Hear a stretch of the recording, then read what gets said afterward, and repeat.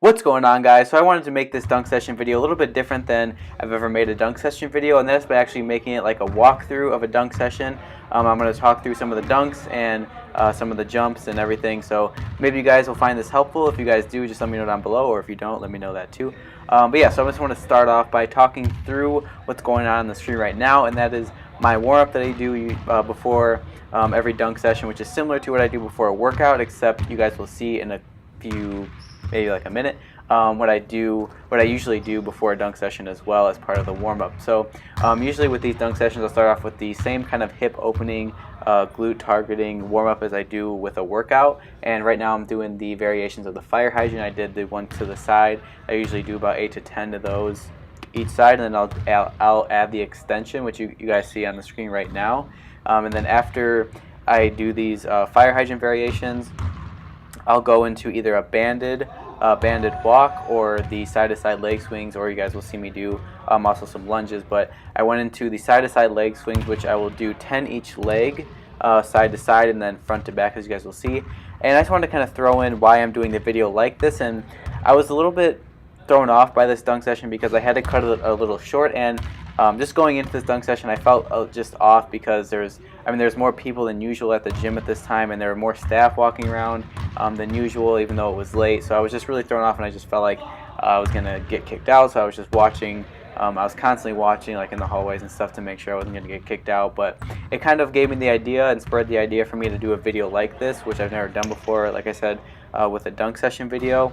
So I think this will be just a pretty cool way to do this video that, again, like I said, I've never done before. So again, let me know what you guys think about this format. And I also have a different format in mind that you guys will see soon, so stay tuned for that. But yeah, so just to get back to the warm-up, so I finished up with the side-to-side and front-to-back leg swings, and right now you guys see me doing the side-to-side banded walks.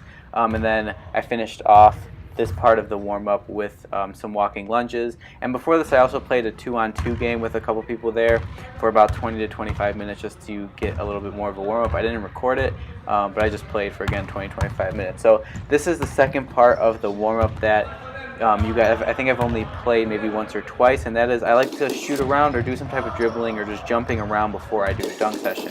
And that's just to get loose, get a little bit more of a sweat going than I would for a workout.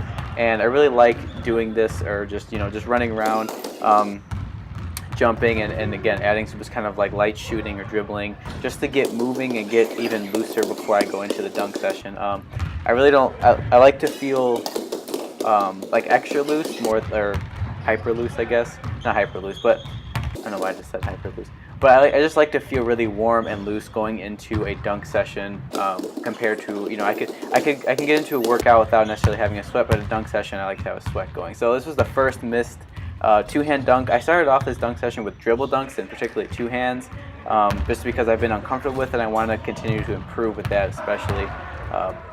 But yeah, so I've missed the first lob attempt there, and then I hit the next two, as you guys will see right here. So I just started to feel comfortable and just started to feel looser, and then I started to do another two-hand dribble dunk here, and then went to the one-hand, which I hit harder one-hand dribble dunks in this dunk session than I ever have, so that's a good sign. And then I started to hit better two-handers down as this dunk session went on. And you guys will actually see every dunk attempt that I had in this dunk session.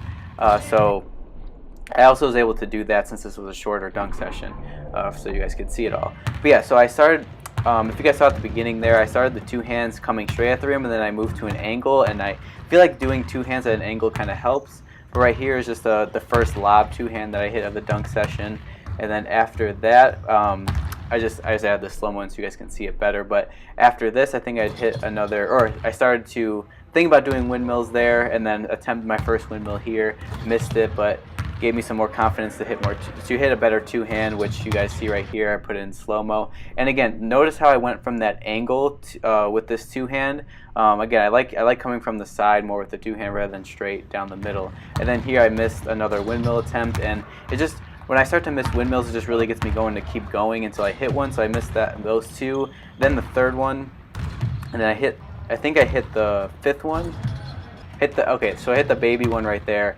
and then after that I think is where I hit the stronger one. Yeah, so right there is where I hit the strongest windmill of the session. Usually I'll hit the strongest windmill of the session after I hit the one of the weaker ones. So I'll get like a soft windmill, but then I'll go for a stronger one, so that way it just gets me going. And then I hit my best two-hand here, coincidentally after hitting that windmill, because it just gave me confidence and I was feeling really loose at that point. I don't know what I was trying there, just trying to get really high in the one hand. But yeah, that was pretty much it for that dunk session. I just want to kind of talk through it and give you guys a different feel for a dunk session video. So let me know again what you guys think, and I'll see you guys later.